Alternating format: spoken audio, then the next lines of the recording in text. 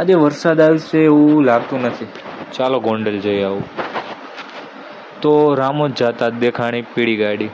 એ પણ ગોંડલ જ જાતી હતી. મેં કીધું તેમાં જ વહી જાય. આપણે એવું કાંઈ નથી કે બસમાં જ જાય. જે વહેલા એ પહેલાં. મારું નામ છે જતીન અને પહોંચી ગયો છું ગોંડલ.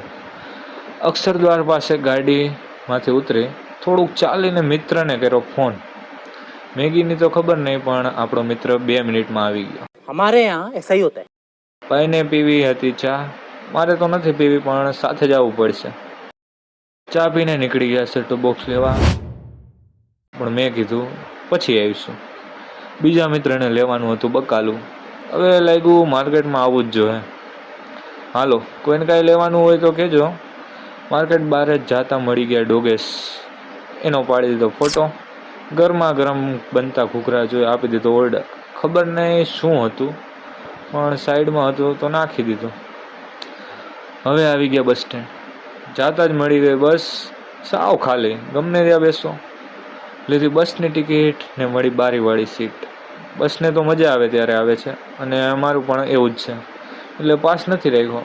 હાલો, ગામ આવી ગયો, ઘર ભેગા થાય. આ હતું આજનું ગોંડલનું અનુભવ. રાધે રાધે, જય માતાજી.